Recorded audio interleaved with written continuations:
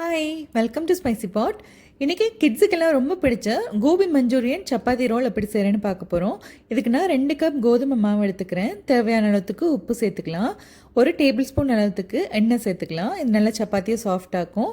1/2 teaspoon அளவுக்கு சர்க்கரை சேர்த்துக்கலாம். இப்போ எல்லாத்தையும் சேர்த்து கையால் இந்த மாதிரி ஒரு வாட்டி பிசறி விட்டுடலாம். இதில் கொஞ்சம் கொஞ்சமாக தண்ணி சேர்த்துட்டு நல்லா திக்காக இந்த மாதிரி ஒரு சாஃப்டான மாவு பிசைஞ்சு எடுத்துடலாம். இன்னொரு பாத்திரத்தில் உப்பு மஞ்சள் தூள் போட்டு பிளான்ச் பண்ண காலிஃப்ளவர் துண்டுகள் எடுத்துக்கிறேன். இதில் 1 tablespoon cornflour, 1 tablespoon maida மாவு எடுத்துக்கலாம். தேவையான அளவுக்கு உப்பு சேர்த்துக்கிறேன். ஒரு 1/4 டீஸ்பூன் அளவுக்கு மிளகுத்தூள் சேர்த்துக்கலாம். கூடவே 1 டீஸ்பூன் அளவுக்கு இஞ்சி பூண்டு பேஸ்ட் சேர்த்து எல்லாத்தையுமே நல்லா இந்த மாதிரி பிசறி விட்டுடலாம். அதில் இருக்கிற மாய்ஸ்சர்லேயே கொஞ்சம் நல்லா மாவெல்லாம் ஒட்டிக்கும். தேவைப்பட்டுச்சுன்னா கொஞ்சமாக தண்ணி சேர்த்து தெளித்து விட்டு இந்த மாதிரி நல்லா பிசறி எடுத்து வச்சுருங்க. இது நம்ம சூடான எண்ணெயில் இந்த மாதிரி பொரிச்சு எடுத்துடலாம். ஊற வைக்கணுன்னெல்லாம் அவசியம் இல்லை. உடனே நம்ம பிசறிட்டு பொரிச்செடுத்து கோல்டன் ப்ரௌன் ஆயினதும் வெளியில் எடுத்து தனியாக ஒரு டிஷ்யூவில் போட்டு வச்சிடலாம். அடுத்தது மஞ்சூரியனுக்கான சாஸ் ரெடி பண்ண போகிறோம். இதுக்கு 1 டீஸ்பூன் சில்லி சாஸ், 2 டீஸ்பூன் அளவுக்கு டொமேட்டோ கெச்சப் எடுத்துக்கலாம். ஒரு 1/4 டீஸ்பூன் அளவுக்கு soya sauce, dark soya sauce எடுத்துக்கிறேன். ஒரு 1/4 டீஸ்பூன் அளவுக்கு வினிகர் எடுத்துக்கலாம். 1 டீஸ்பூன் கார்ன்ஃப்ளவர் சேர்த்து 1 டேபிள் ஸ்பூன் தண்ணி சேர்த்து நல்லா ஒரு மாதிரி டைல்யூட் பண்ணுற மாதிரி இப்படி கலந்து வச்சிடலாம். அடுத்தது ஒரு பேனில் 1 டீஸ்பூன் அளவுக்கு எண்ணெய் விட்டுடலாம். இதில் நல்ல பொடியாக கட் பண்ண இஞ்சி பூண்டு 1 டீஸ்பூன் அளவுக்கு சேர்த்துடலாம்.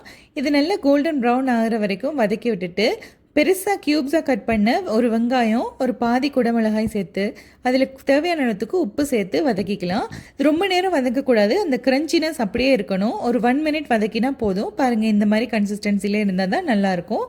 இப்போ நம்ம ரெடி பண்ண இந்த சாஸ் சேர்த்துக்கலாம். இப்போ போட்டுட்டு நல்லா ஒரு 1 மினிட் அளவுக்கு நல்லா இந்த மாதிரி குக் பண்ணி விட்டுடலாம். அந்த பச்சை வாசனை போகிறதுக்காக. சாஸ் திக் ஆகுதுன்னா நீங்கள் இன்னும் கொஞ்சம் தண்ணி சேர்த்துக்கலாம்.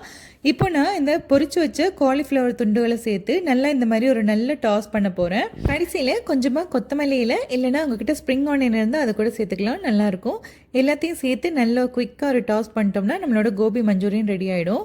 அடுத்தது நம்ம சாஃப்டாக பிசைஞ்சு வச்ச சப்பாத்தி மாவுலேருந்து ஒரு உருண்டை எடுத்துட்டு அதை கார்ன்ஃப்ளவரில் நல்லா டிப் பண்ணி இந்த மாதிரி தேய்க்க போகிறேன். கார்ன்ஃப்ளவரில் டிப் பண்ணி தேய்க்கிறப்போ சப்பாத்தி மாவு வந்து நல்லா ஸ்மூத்தாக ஈஸியாக உருட்டை வரும். பாருங்கள், இந்த மாதிரி நல்லா மெல்லிஸாக தேய்ச்சி எடுத்து வச்சாச்சு.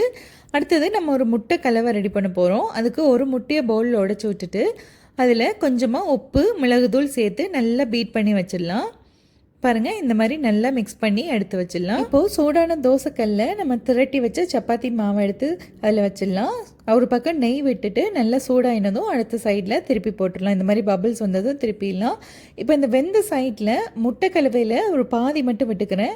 ஏன்னா நான் 2 சப்பாத்தி ரோல் செய்ய போகிறேன். 2 முட்டை ஃபுல்லாக விட்டோம்னா என் பையனால் அது ஹெவியாக போயிடும். அதனால் நான் பாதி முட்டை விட்டு நல்லா இந்த மாதிரி ஸ்ப்ரெட் பண்ணிக்கிறேன். கூடவே கொஞ்சமாக நெய் விட்டு சுட்டு எடுத்துடலாம். பாருங்கள், இந்த மாதிரி திருப்பி போட்டு 2 பக்கமும் வெந்ததும் தனியாக இந்த சப்பாத்தியை எடுத்து வச்சிடலாம். இப்போ கடைசியாக நம்ம ரெடி பண்ண இந்த கோபி மஞ்சூரியனை சப்பாத்தியில் வச்சு ரோல் பண்ண போகிறோம். உங்களுக்கு விருப்பம்னா இதில் சீஸ் இல்லை மைனஸ் கூட கொஞ்சம் சேர்த்துக்கலாம். நான் இதில் செஞ்சுருக்கிற மாதிரி இந்த கோபி மஞ்சூரியனை ஒரு சைடில் வச்சுட்டு ஒரு சைடில் கொஞ்சம் கேப் இருக்கணும். அதை இந்த மாதிரி மடக்கி சுருட்டுறதுக்காக இந்த மாதிரி நல்லா ரேப் பண்ணி டைட்டாக சுருட்டி எடுத்துட்டோம்னா நம்மளோட கோபி மஞ்சூரியன் சப்பாத்தி ரோல் ரெடி ஆயிரும். குழந்தைங்க ரொம்ப விரும்பி சாப்பிடுவாங்க. நீங்களும் இந்த ரெசிபியை உங்கள் குழந்தைங்களுக்கு ட்ரை பண்ணி பாருங்கள். கண்டிப்பாக லஞ்ச் பாக்ஸ் காலியாக தான் வீட்டுக்கு கொண்டு வருவாங்க. இன்னொரு வீடியோவில் பார்க்கலாம். பாய்.